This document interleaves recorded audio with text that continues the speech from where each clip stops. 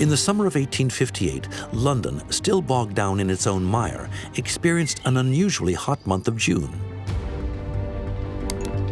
It was the summer of what became known as the Great Stink. With the heat, an absolutely foul, putrid stench rose up.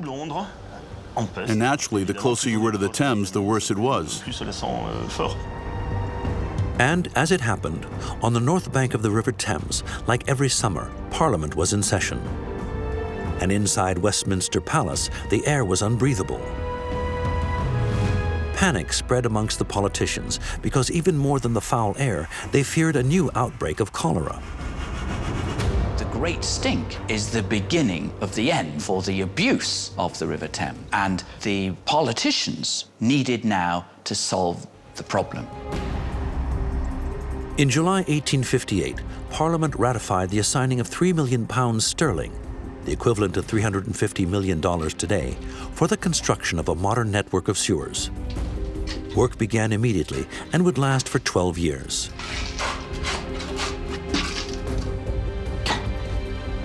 $2.7 million cubic meters of earth excavated, 2,000 kilometers of underground tunnels, the vastest work of civil engineering ever carried out in the United Kingdom. This massive enterprise, which is dug by pick and by shovel, by the sweat of their brow, this huge endeavor, this big, big project, I'm not sure we could do it today. A totally insane project. So to meet the challenge of building the subterranean superstructure, laborers with experience digging canals and trenches were called in. The men who built Bazalgette's sewer system were called navvies because before they built the sewer system, they built the canals. And navvies, it's a joke. It's short for navigators. Day after day, yard by yard, these navvies dug, removed earth, then constructed the conduits with bricks. Because clay bricks were the material chosen by Bazalgette, having proven their worth on other tunneling projects with their resistance to water and compression. And for the work site of the century, they would be needed in astronomical numbers. To put some figures on it, Bazalgette used 318 million bricks to build these tunnels. However, the engineer would make another choice, and this one much riskier. A cement which had never been used before in contact with water, Portland cement. This is a special kind of cement which is very fast drying, which is very watertight, and which increases in strength when exposed to water. But he chose Portland cement against a chorus of disapproval, doubt, and skepticism. The engineers at the time thought this was unproven, and this was more likely to fail than to succeed. A gamble, but according to Bazalgette, the only solution to enable the superstructure to resist the extreme conditions of the sewers. He chose the Portland type, which, as you can see now, hundreds of years later, is still very, very tough.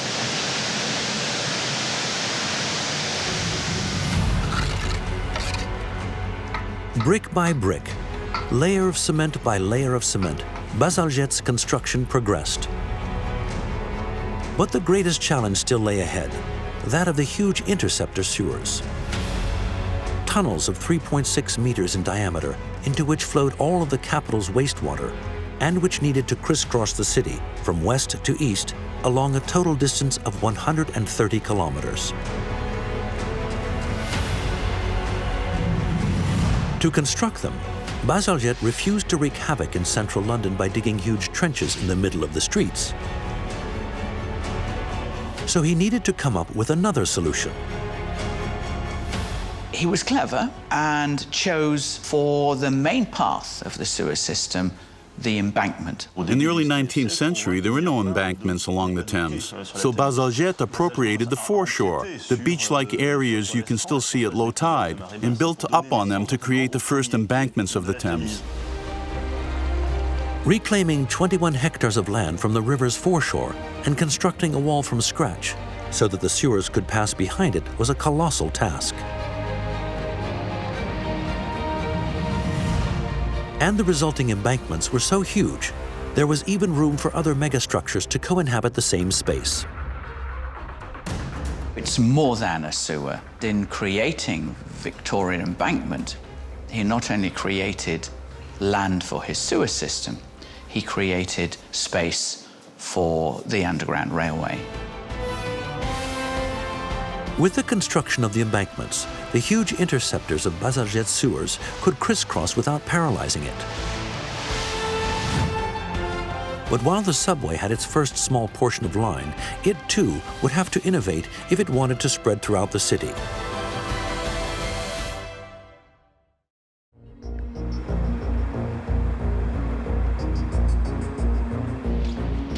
Bank Station, in the heart of the City of London. The vestige of revolutionary technology for the time, a genuine work of engineering might. A cast iron tunneling arch. This is the Great Head Shield, used to excavate the Waterloo and City line over 100 years ago at deep level, 18 meters below ground. Without this, we couldn't tunnel at these depths without protecting the workforce and without tunneling so quickly in those relative times. Until then, all underground rail lines had been dug in the same way. The Metropolitan line, the District line, and what became the Circle line were all built using cut and cover methods.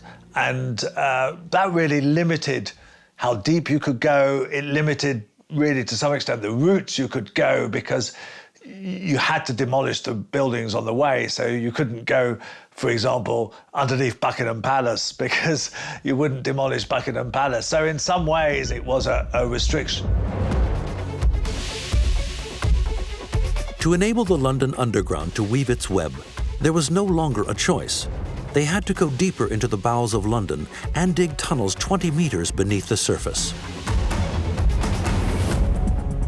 But this was a high-risk operation, as the tunnels could cave in, claiming the lives of the laborers. It was the engineer James Henry Greathead who would make this miracle possible, thanks to his cast iron tunnel boring machine, patented in 1874. A cylinder of 3.3 meters in diameter by 2 meters in length. No tool had ever been so effective for digging tunnels. So the tunnel shield was built in a circular shape to minimize the excavated volume. So much more efficient than using a rectangle or any other sort of shape in getting the space required for the trains to come through.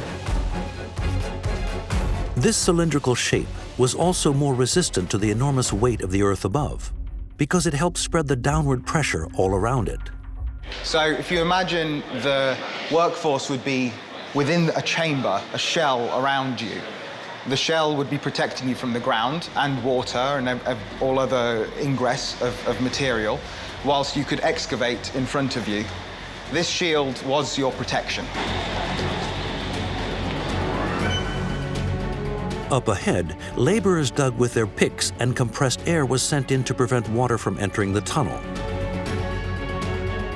Next, 6 huge hydraulic presses, deploying a force of 30 tons, thrust the tunnel boring machine forwards. Behind, the tunnel was formed with ultra-resistant cast iron rings. And to finish, concrete was injected between the rings to make them completely waterproof. 2 shifts worked day and night, digging away without causing the slightest disturbance for people living and working up on the surface. And at an incredible speed. For the time, at least. If it was a small excavation, you'd only maybe have 1 or 2 people doing the digging, essentially. And so maybe you would be lucky for 4 meters a day. Whereas on Crossrail recently, I think the fastest drive was 70 meters in one single day, average of 38. And these are much bigger advances because it's heavily mechanized. Thanks to the Greathead Shield, the subterranean superstructure, soon to be affectionately known as the Tube, could continue to grow 20 meters beneath the surface. But unlike on the very first lines constructed just below the surface, it would now be impossible to pull trains with steam locomotives.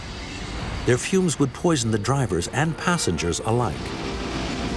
Once these lines opened, they had to be powered either by cable, which was the idea originally, pulling the trains through, but luckily that idea was rejected because electricity had just come along. And we owe this invention to the famous German engineer and electricity magnate Werner von Siemens. In 1879, in Berlin, before a mesmerized audience, he presented the very first prototype train pulled by an electric locomotive. In 1890, the City and South London Railway, which had acquired the Siemens patent, became the first deep-level electric traction subway in the world. From then on, the tube would continue to grow. In keeping with Charles Pearson's original objective, the Metropolitan and then other lines took the subway out into the suburbs. And between the two world wars, in the 20s and 30s, there were adverts inciting Londoners to move to Metroland. It was further out, but in return there was greenery and little birds, and you could easily get to the city by the subway. So the railway did actually two things. It enabled people to live further out, but it also improved the condition of the roads and made it kind of easier to get around. So really it was a win-win situation. Born from the imagination of Charles Pearson, the London Underground became one of the largest and best-known subterranean superstructures in the world. It would even serve as a model for all of the megalopolises on the planet.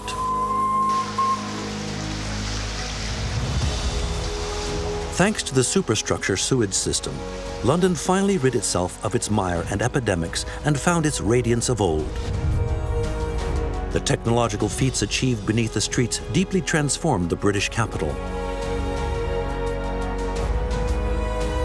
And they assured its place as leader of the Industrial Revolution. Since then, the subway and sewers have continued to grow and inspire numerous nations across the globe.